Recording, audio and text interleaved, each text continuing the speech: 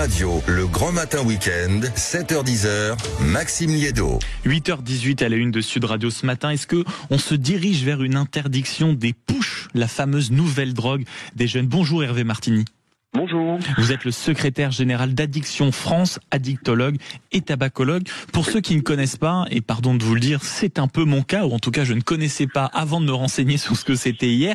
On découvre clairement chaque semaine de nouvelles tendances dites addictives, notamment en ce qui concerne les plus jeunes. Qu'est-ce que c'est concrètement les pushs? Les pushs, donc c'est des sachets, comme des petits sachets de thé qui contiennent une poudre, et cette poudre c'est de la nicotine. Et la nicotine, je le rappelle, c'est une substance psychoactive qui va rendre très rapidement dépendant et fortement dépendant. C'est ce qu'on trouve dans les cigarettes de tabac fumé, par exemple. C'est le produit qui va rendre dépendant la personne. Mais quand vous dites que c'est une petite poudre, qu'est-ce qu'on fait? On la quoi? On l'avale, on la sniffe, on la met sous la ganse?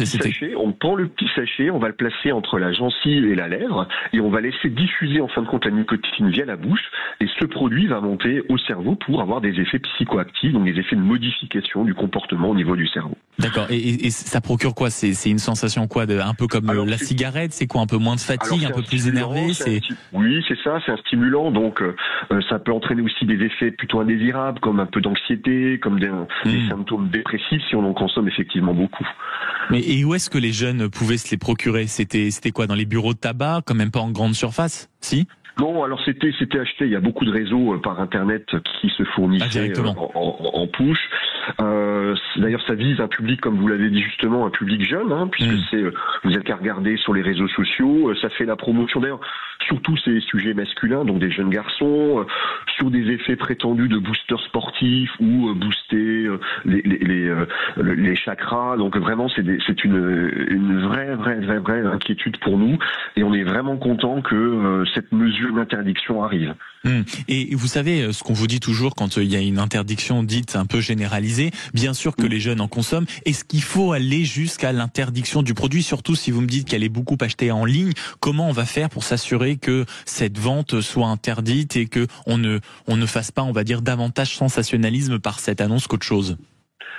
Vous savez, déjà, les jeunes sont au courant que le produit existe, puisque ça se diffuse largement via les médias. Cette vigilance, notamment par rapport aux influenceurs, qui vont, eux, faire effectivement la promotion de ce genre de produits et de tout type de produits issus de la nicotine. Donc ça, il faut être vigilant. C'est être vigilant effectivement sur les sites, réglementer effectivement les sites. On a les capacités de faire, l'État a les capacités de le faire. Il faut qu'ils se mettent en ordre de marche maintenant. Hervé Martini, dernière question. Est-ce que vous pouvez nous rappeler quels sont les dangers pour tous les jeunes potentiellement, et même les parents qui nous écoutent, de ces fameuses pushs, ces poches de nicotine qui envisagent visiblement ou qui ne vont pas tarder à être interdites par le gouvernement? Alors, aggravation effectivement des signes d'anxiété et des signes dépressifs. On va être addict, c'est-à-dire qu'on va, lorsqu'on en a plus, être en manque de nicotine, donc on va rechercher de la nicotine. Et je rappelle qu'en 2024, l'ANSES avait déjà publié un avis, notamment chez les plus jeunes, à des cas d'intoxication. Les jeunes prenaient effectivement les pushs, les avalaient, et là on avait vomissements, nausées, jusqu'à des risques de convulsions.